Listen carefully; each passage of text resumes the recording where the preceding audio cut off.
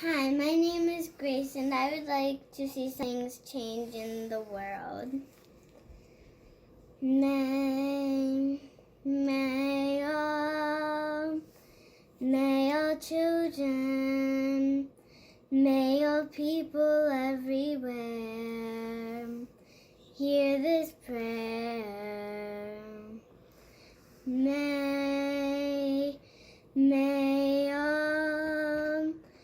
May all children, may all people everywhere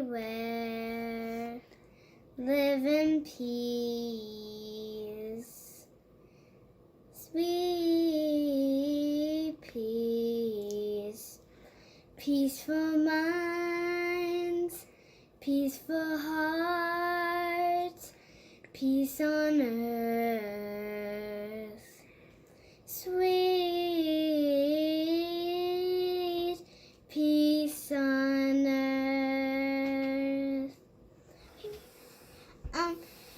So things that I would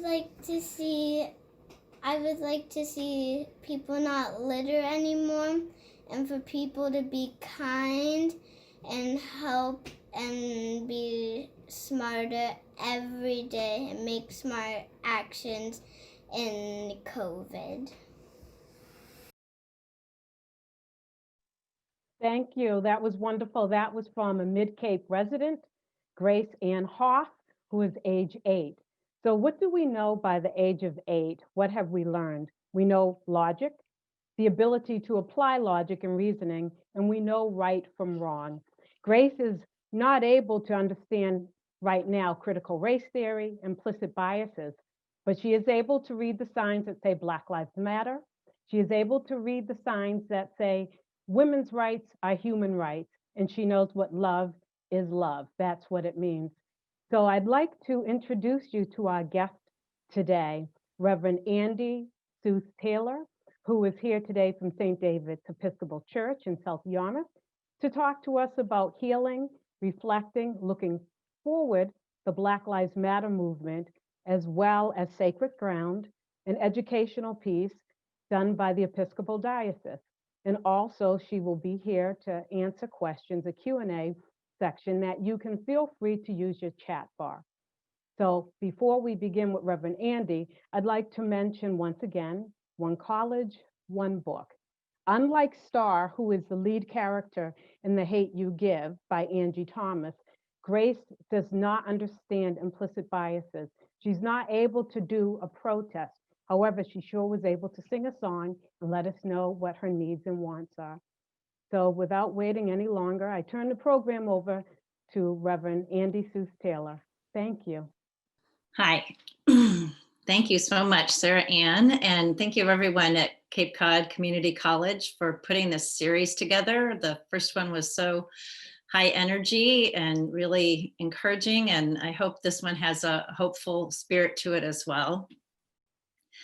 Sarah Ann asked me if I would introduce myself a little bit, and what I want to share to start with is when I went to seminary in the mid-90s, we were taught to figure out our social location, which I think now has kind of grown into this language of implicit bias. But if we could figure out where we were sitting or standing, looking in on the world, it would help us have a bigger heart and bigger mind for greeting and receiving other people where they come from. So to tell you a little bit about my social location, I grew up in Ohio, in Cleveland. My parents were both professor types. My mom never finished a PhD, but she had double masters in psych and music, and my dad was a music history professor. And the families that they came from were a biomedical family on my mother's side. Her dad was a MD, PhD of all things, and taught other people to be doctors. And her mom was a renowned biologist. And then on my dad's side, they were uneducated immigrants from Germany. And that actually seems to have shaped me a lot more than I would have thought. But some of that has to do with shaping how I look at diversity and inclusiveness in my own life. So how did I become a priest? Some of that has to do with being a lost kid as a fourth of 5 children. Nobody really knew my name. You know how you can slide under the wire by the time you're the 4th kid. There's so much chaos in the household. And I really didn't feel like anybody paid attention to me, except when I went to church. People seemed to actually know my name. And I was in a group one time where people were really prayerful and supportive of each other and caring and singing songs with their arms around each other. And I thought, how can that even be real? Nobody's like that. You know, everybody is bickering and backbiting and mean to each other like they are in my family. And I discovered there really was a different way to live one's life.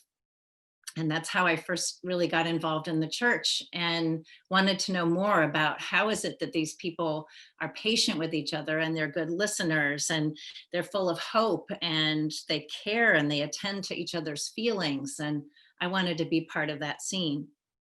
So let me back up a little bit though, because some of the nature of my family upbringing was really shaped by this connection to Germany, which I hadn't realized was so powerful until later in my life. My father started sharing some more stories about him, and a lot of things seemed to come together. One of them I shared with Sarah Ann was my dad was actually born in the US, but before he was a year old, his parents took him back to Germany because they were doing so poorly. He was born in 1929, right before the stock market crash. And so they went back to Germany because the jobs were a little bit better. And he was raised until 2nd grade in Germany. But because he had an American birth certificate, the Nazi youth movement picked on him and said that he was a dummer Army, which meant that he was a stupid American kid. And so they used to beat him up after school. And one time he actually had a bunch of kids in the neighborhood run a manure cart over him, and he broke both of his legs right at the knee. And his cousin Ernst carried him home and, said, what can we do to stop these kids? And that same cousin, Uncle Ernst, went on to go to seminary in his life, put that on hold. When my dad was in 2nd grade, they went back to Chicago. And in Chicago, because he spoke German and didn't have English as a first language, even though he had an American birth certificate, he came back to America and Americans started beating him up and calling him a stupid Nazi. And so on both sides of the Atlantic, he was getting beaten up. And apparently when he was about 8, he came home from school one day with a black eye and said, "Mom, why can't the Germans and the Americans just fight each other and leave me out of it?" So that really shaped a lot of why he went into music, because music is a real healing place and a hope for the future and a way that we can transcend our borders and our parochialisms. But it also led to a lot of internal bitterness. There was pain in his family growing up. He had a dad who was too old to fight in the Second World War, but who had several younger brothers who did. And I had one great uncle who fought in the German side. He was an anti-aircraft gunman, and another brother who was an American Air Force pilot. And the Air Force pilot was actually bombing areas of Germany where his brother was an anti-aircraft weapons person. And when he finished the war and came back to the States, he spent his entire adult life in a psych hospital. He never, ever got over the fact that he had been bombing where his brother had been on the ground. So just tons of unhealed pain and bitterness and, not belonging and not feeling like anybody was safe permeated a lot of my family upbringing. And I never could put a name on it or understand it.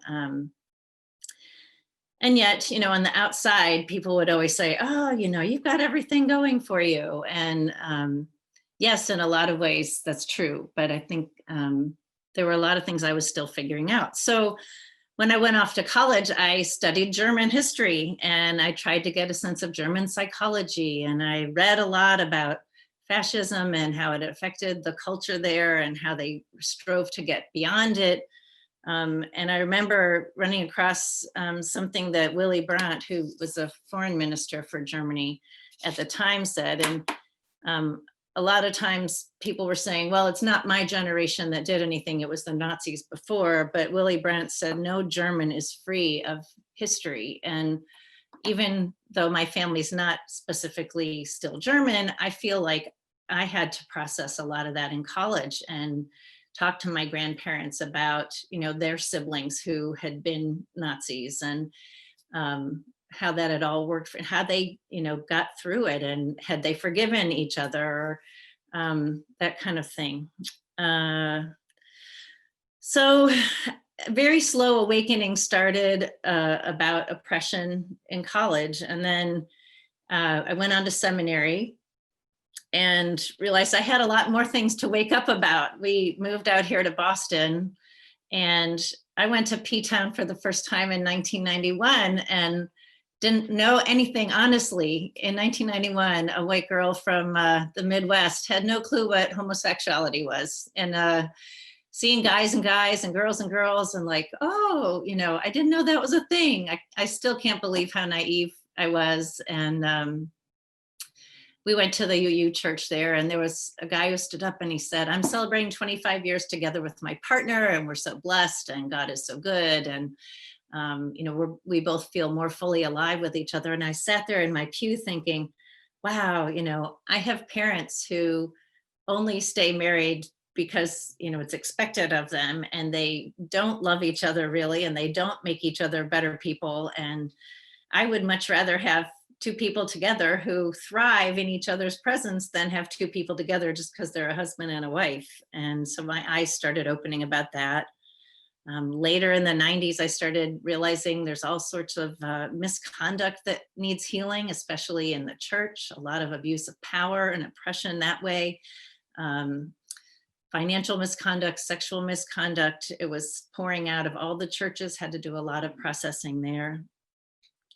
In 2006, we had a big clergy gathering with Katrina Brown and Tom DeWolf, who are the creators of the video called Traces of the Trade. Maybe you've seen it already, but it was one of the early kind of white people getting woke about their ancestors having been part of the slave trade. And Katrina Brown is of the family that started Brown University, and how a lot of the money for that university came from the slave trade. And they were going to have to start reckoning with that and making good on how to handle that legacy. In 2010, I was actually living in Florida then. My son was a docent at an exhibit called Embracing Our Differences in Sarasota. And that's an annual event where they bring in artists to create visual representations of a theme for the year. And it's people from all different racial backgrounds, and the whole city tries to celebrate difference. And that just woke me up to the fact that, until you start doing positive things, people are only going to see the negative stuff on the news. And then I wanted to share with you a collage that I had done in 2019. And this was because I think a lot of Black Lives Matter was coming into the news. And let me put it up for you. Oh, screen share. Well, you can see here, I think, a list of mothers and sons. I was given the topic of making something visual for the Station of the Cross, that is when Jesus greets the women of Jerusalem. And it occurred to me that Jesus was a minority person who was being oppressed by Rome, and he was being put to death. And he looked out at his mother and all the women of Jerusalem grieving loss. And so I started looking up mothers of Black men who'd been killed by police. And I just went back decades and decades and read stories and just wept for days on end as I read the stories of Anthony Lamar Smith and DeAndre Ballard and Terrence Kutcher and Wendell Allen and Larry Jackson Jr. and Victor White. And you can read, it's a huge list of names, and that's the tip of the iceberg. And we know that there's more names that are still being created every day to add to that list. Let me see if I can get this. There she goes. Thank you. So I started pulling together all these moms and pictures of their sons. And I have this picture of Mahershala Ali in the corner as if he were Jesus looking back at them. And it broke me open for days. And I couldn't look at it without weeping because I had finally read all these stories of all these moms and thought of Mary losing Jesus on the cross. And, loss and oppression and pain are the core of Christianity, but they're not the end of the story. The end of the story is a hopeful end. And it's not about just life after death. It's about finding life in the midst of loss and finding life in how we bind together around loss. And this artwork that I did it was a year before all of this COVID stuff. And I think it's only gotten to be more important to see for ourselves, how long this has been going on, how much it's been going on, how deeply it's affected every state in our country. It's not limited to cities. And the more that white people can start taking ownership of it, the better. So I wanted to kind of sum up, and you can, I guess, leave that picture. Pulling from some of the things that I learned way back in college and have been looking at again, but because my social location is so linked into my personal history, some of the things that have happened with Germany facing its Nazism, I think are similar to what we have to learn in this country about our oppression in history with racism and all the pain that we're still causing in this world. And here are just three things I really want to pull out of what Germany has done right, I think. First is to acknowledge the atrocities. We really have to tell all the stories. We have to have it in our faces. We have to do the weeping. We have to acknowledge that these are crimes that have happened and not run away from them. The second thing I think we need to do is to imbue the places where these bad things have happened as real sites for a visible reminder and for teaching tools. And I don't know, probably a lot of college students have seen the Watchmen series that came out last year based on the comic book series, but the language and the visuals they have about turning Tulsa, Oklahoma, where the 1921 massacre was, into a place of remembrance and honoring the people. We need to do that. Even today, as I'm talking, there is a digging expedition going on, still trying to find mass graves in Tulsa. And, when we get that found and things dug up, we need to enshrine that area and make it a teaching location. The third thing I think we need to do is really talk about financial reparations. And in Germany, one of the things that the president then, Konrad Adenauer, said when Germany had to make reparations even to Israel, which hadn't existed before the Second World War, but they were paying so that German Jews could be resettled in Israel. They were taking responsibility for it financially. And they said, it's not going to fix or undo anything, but it may ease the way towards some spiritual settlement for families, to feel like something was done. And you can't just say, we're sorry and leave it at that. You have to have tangible, visible investment in making it better. So those are the three things I think we could do better in this country. And I think we have to remember that trauma lasts for generations. And, if it took 8 generations of people being enslaved to make it this bad, it unfortunately might take 8 generations to peel away those layers of pain. and silence from anybody is complicity. So we need to get out there and talk about it. And to me, that's how healing happens. We got to work through the feelings, tell the stories, feel the pain, and hold each other in that time. Last bit of hope is I've been starting a group here at St. David's called Sacred Ground. We actually have 2 small conversation circles, and it's a curriculum that anybody can use. It's available through the Episcopal Church online, and it has 10 sessions of really great videos to give exposure to history and open our eyes, I think, to not just the Black experience, but the American Indian experience, the Spanish speaking experience. I learned a ton about the Spaniards who had been in California before white Americans arrived there. They'd been there a few hundred years already, like 300 years. And suddenly the white people come in saying, this is our land, get out of here. So that's something to learn about. And they also talk about the Asian American experience, not just the time when Asians were brought to help build railroads, but different diverse cultures, you know, Koreans, Japanese, Thai, Vietnamese, and, you know, not to just think of people in big lumps of, you know, you're all Asian or Southern Pacific. So great curriculum, something I commend, and it can be done by any group. It's available to the public. Sarah Ann, I'll turn that to you. Okay. Thank you, Reverend Andi. Thank you so much.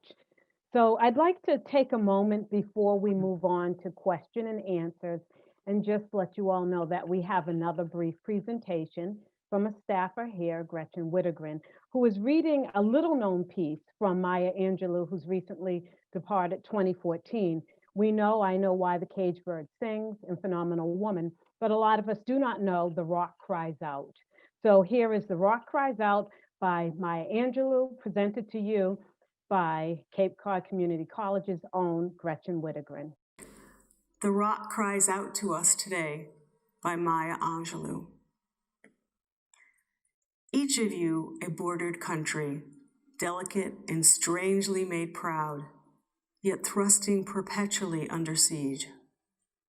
Your armed struggle for profit have left collars of waste upon my shore and currents of debris upon my breast. Yet today I call you to my riverside if you will study war no more. Come, clad in peace, and I will sing the songs the Creator gave to me when I and the tree and the stone were one.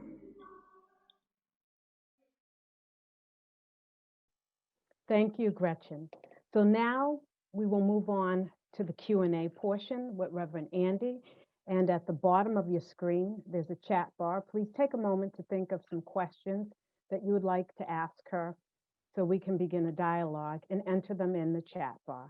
Thank you.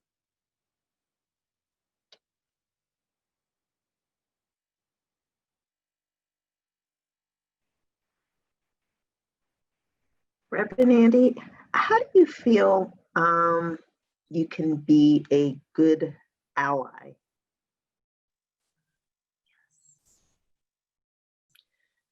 Allyship. Boy, not being quiet is the first thing.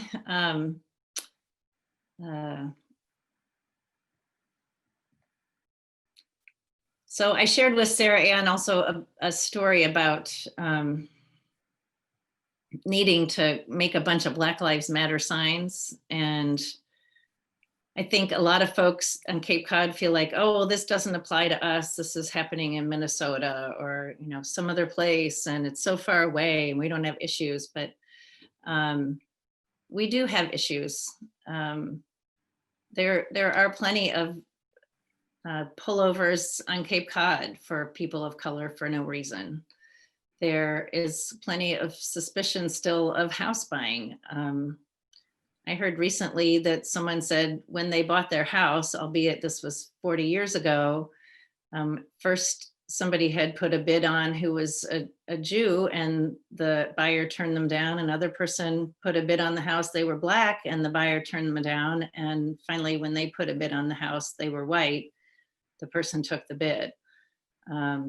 And that they'd actually had a conversation about it, because there was a clause that said that if one person didn't like who was buying the house, they could buy the house back. And those clauses are still in a lot of Cape Cod contracts, and they're very discriminatory. There's all sorts of subtle ways around us to notice things and say things, and be the ones to stand up to the bullies. I think that's a good way to be an ally. Okay. And I have, how do you feel clergy can affect change in the social justice arena? That's from Julia Johnson. Hi, Julia. A clergy person is one person. Hopefully they can change the hearts of the people they have an audience from. I think also being physically able and willing to get out and march is another thing that, my heroes from the civil rights movement had done. I had one friend who said, he was in a march in DC with Martin Luther King, and, they didn't have a processional cross, and he ran into the nearest Episcopal church and grabbed one and said, "Tell the rector I'll bring it back when I'm done." And, not being afraid to be the ones out front is a good thing for clergy to do. I think also plowing into the social justice language that's in scripture. There's a ton of it in prophetic writings. Jesus was not afraid to stand up to bullies and oppressors, to remind people that there are things that are more important than their finances, or that being someone who makes kind to oppressive rulers is not going to win out in the long run. I think there's a lot of preaching that we could do better. Basically get people to question their loyalties, and people need to make the decisions for themselves. I remember one time someone came out of church after I had preached, and they said, I'm having a really hard time knowing what to believe. Could you tell me what you believe about such and such? And my response had been, well, it's less important what I believe and more what you figure out for yourself. But whatever I can be as a sounding board to help you figure out what it is that motivates you, that's what I think preachers are all about. Right. Okay. I have from Mary Cronin. See here, regarding your statements about Germany, what Germany does right, acknowledging history, not shying away from a painful past. What suggestions do you have for teachers and leaders when our educational textbook industry is dedicated to obscuring painful aspects of our U.S. history, and when confronting a painful past is seen as political or polarizing? We have to fill in the cracks, I think, because students can't read between the lines. I think of our own history, this learning about the 1921 Tulsa massacre. I didn't learn about that till I watched The Watchmen. There's an obligation, I think, to share as much as we know on a subject. And, I've never been in the classroom and limited to a textbook. I think that's the gift of working in a church, as I'm not organized by the state and told what I have to teach. But I think it's important to share all that we know, to give the extra readings, to embellish and balance what the offerings are that we can provide. There's unfortunately, still arguments in Texas and Arkansas and other places about even teaching about evolution. I mean, it's ridiculous that this is happening in the 21st century, but as much as we possibly can, telling our children, teaching our students that there's a breadth and a depth of knowledge that people have an interest in making it disappear. And it's our job to make sure that we uncover all the rocks and help our students find all the angles to look at history. Right. Okay. And as the powerful forces of racism swell, how can people of color invite white progressives to have a courageous conversation about their culture of complicity, which is doing harm to all? How do we have the conversation is what I'm hearing in that question. Mhm. It's hard during this pandemic, that's for sure.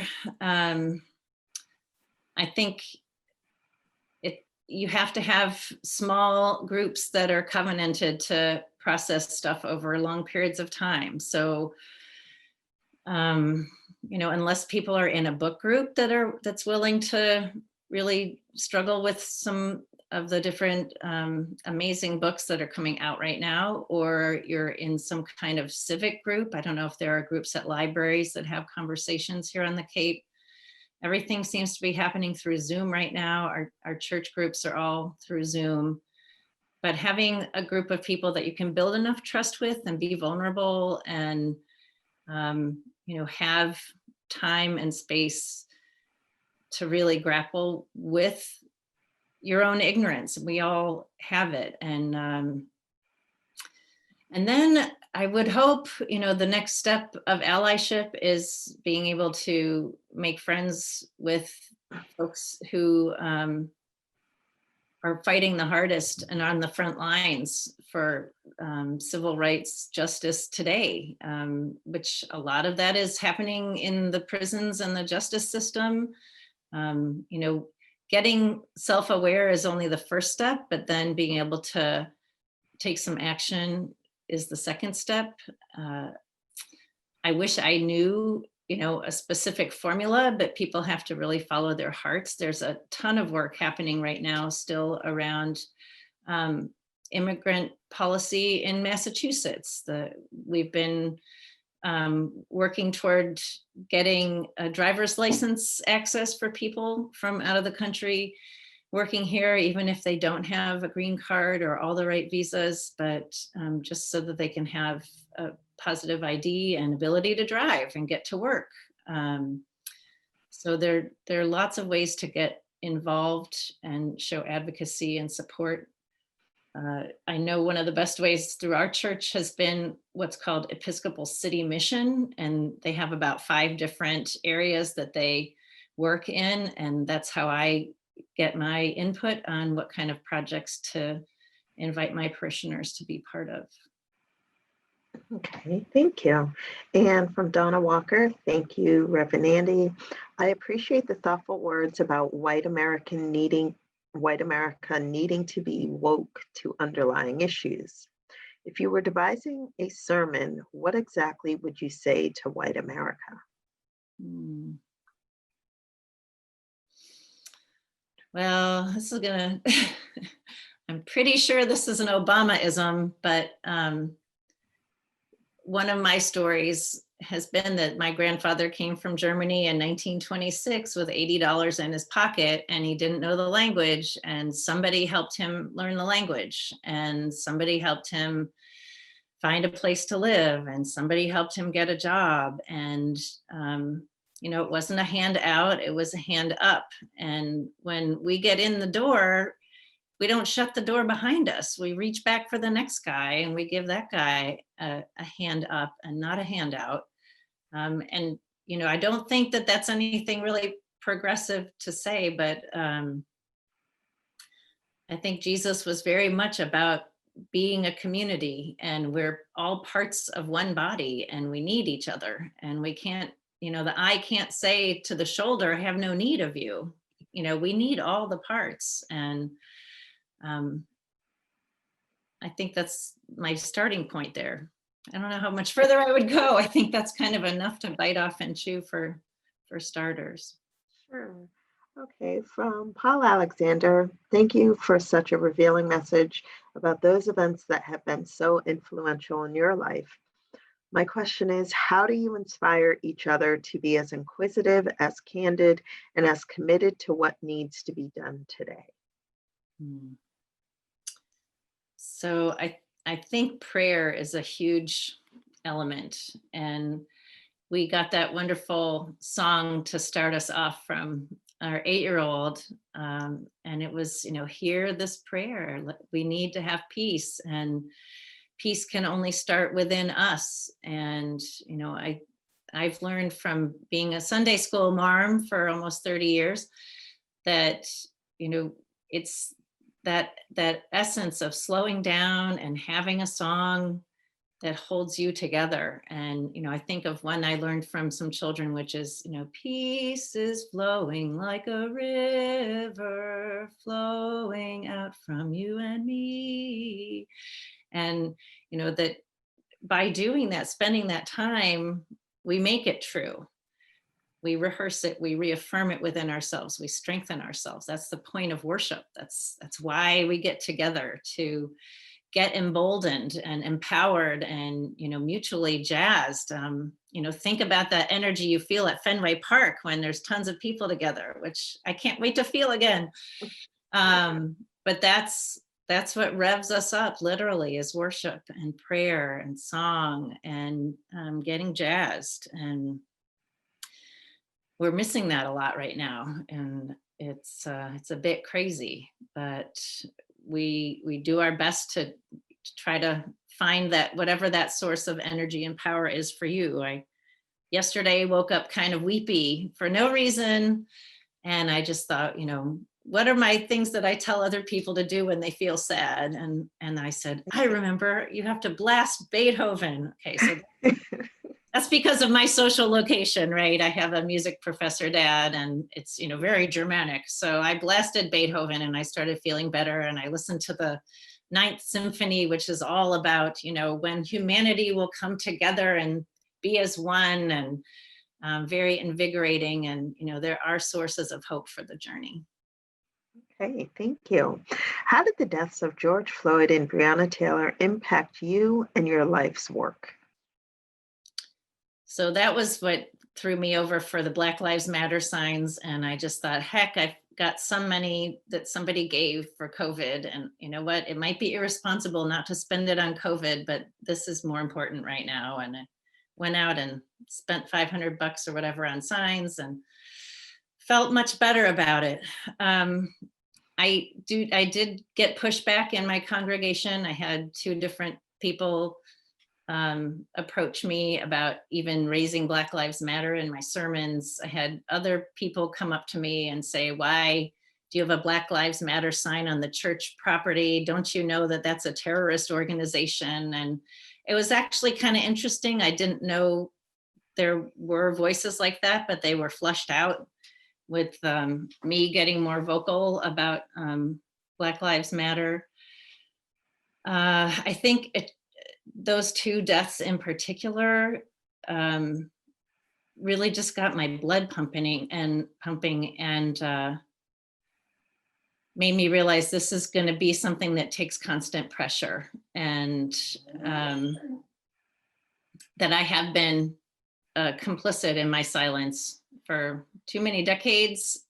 When I lived in Sarasota, I would complain all the time to my rich white friends that, this is the most racist city I've ever lived in. There literally is a railroad track in the middle of Sarasota, and north of it is the black town and south of it is the white town.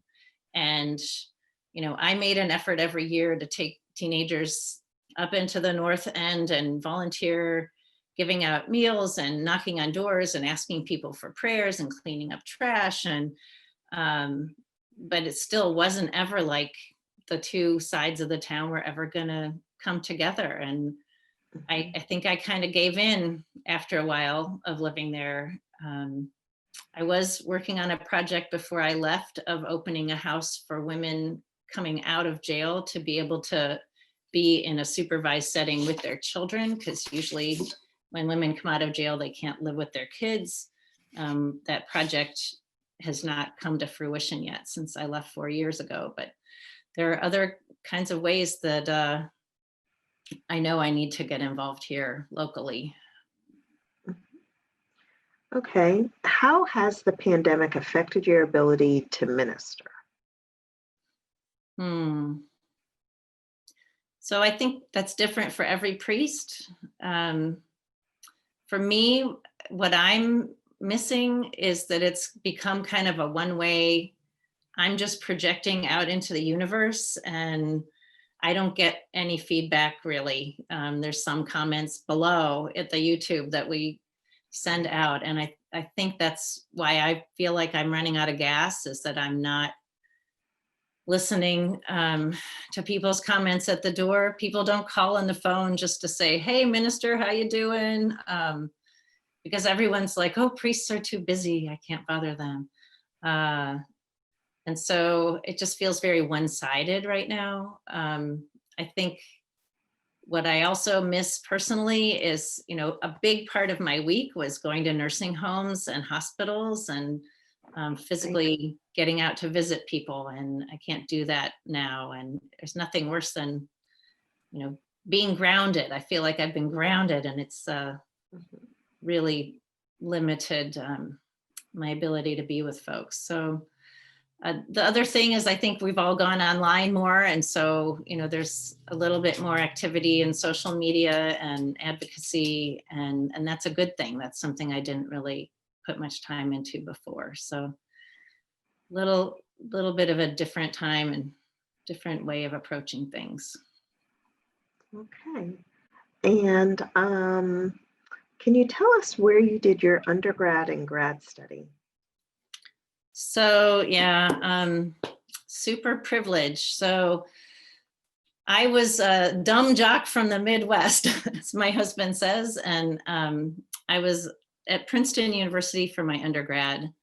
And I was a nationally ranked springboard and platform diver. And so Princeton recruited me for that. And luckily I was smart enough to get by, and majored in German history.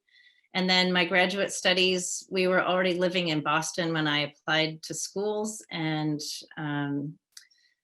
I asked my bishop if I could apply to Harvard Divinity School, and he was somewhat against it because it's not a Christian divinity school, but I had been an Episcopalian my whole life. So I twisted his arm and said, I really wanted to be exposed to other religions for a while. And so Harvard Divinity School has, Buddhist monks walking in the hallway, and Wiccans, and all the different flavors of Christianity and Jews. And it was great to be in a very multi-religious setting. And I think that's, where we started coming in and learning about social location. You can't assume that anybody around the circle has the background that you have, and you have to take ownership of that and say, these are my prejudices of my background. And when I come into this conversation, I have to be aware that I'm seeing life through these lenses.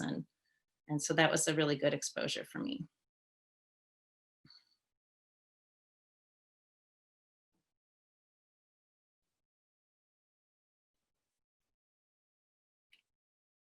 There's some chats. Should I be looking at chats too?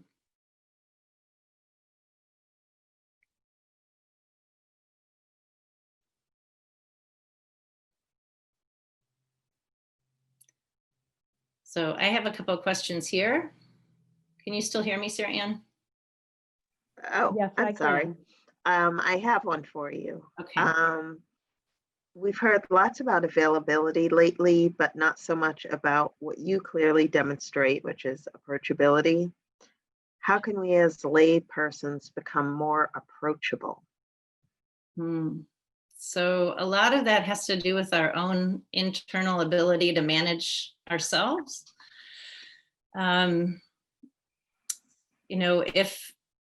If we come off as really opinionated, or if we come off as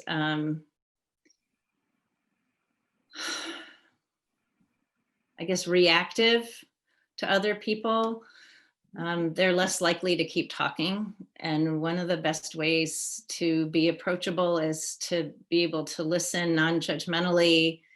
I think starting with the starting point of every human being is a beloved creation of God, and looking deep into the soul of the person who's talking, and having that inquisitive curiosity and wonder of, what has brought them to this point and made them see and feel and say the things that they're sharing. But we have to keep ourselves calm on the inside, so that whatever they're saying isn't about us personally, but we can kind of put ourselves on the back burner and be available to really help that person explore their thoughts and feelings with us. So, I have to say, I've been in therapy since I was 22. So, I've got half my life, more though, 32 years of therapeutic, learning how to put myself on the back burner and be able to listen to others. I hope that is helpful in some ways, but there's so much that we have to do to manage our own anxiety, our own feel of urgency to respond or say something. And a lot of times that prevents us from being approachable and good listeners. Mhm.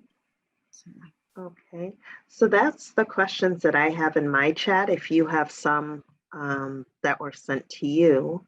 There might be one from Paul Alexander about how do we inspire others to be as inquisitive, as candid, and as committed to what needs to be done today.